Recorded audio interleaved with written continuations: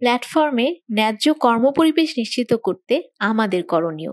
তো আমাদের মনে হয়েছে যে এই তৃতীয় বছরে এসে যে একটি মিনিমাম ভায়াবল পলিসি এজেন্ডা আসলে ঠিক করা দরকার এবং এটা নিয়ে কথা বলা দরকার। এবং সেক্ষেত্রে আমি মনে করি বাংলাদেশ শ্রম এবং কর্মসংস্থান মন্ত্রণালয়, তথ্য প্রযুক্তি বিভাগ তাদের সম্পৃক্ত হওয়ার প্রয়োজন রয়েছে। আইএলও সারা পৃথিবীতে এই ডিসেন্ট ওয়ার্ক কনসেপ্টটাকে তারা প্রমোট করছে।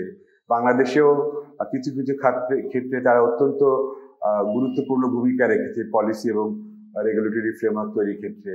তো আমরা আশা করছি যে আইএলও এই গিগ ওয়ার্কারদের যে অধিকার নিয়ে যে একটা পলিসি অ্যান্ড রেগুলেটরি ফ্রেমওয়ার্ক হওয়া দরকার, সেক্ষেত্রে একটা উদ্যোগী ভূমিকা আমার মনে নিতে পারে। এবং এক্ষেত্রে প্ল্যাটফর্মগুলোর সঙ্গে একটা ক্রিটিক্যাল এনগেজমেন্ট প্রয়োজন। সেক্ষেত্রে নাগরিক সমাজ কিংবা সুশীল সমাজের দিক থেকেও এক ধরনের চাপ সৃষ্টির প্রয়োজন রয়েছে।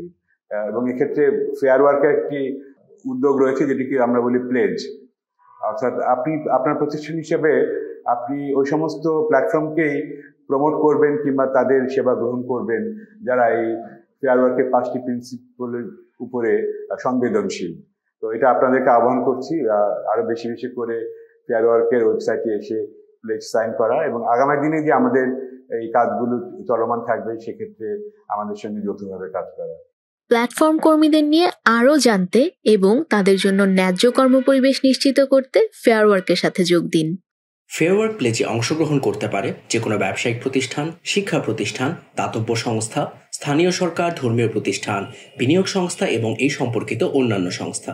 প্ল্যাটফর্ম অর্থনীতিতে কর্মপরিবেশ উন্নত করার জন্য প্লেজের মাধ্যমে আপনার প্রতিষ্ঠানও বিভিন্ন উপায়ে অবদান রাখতে পারে।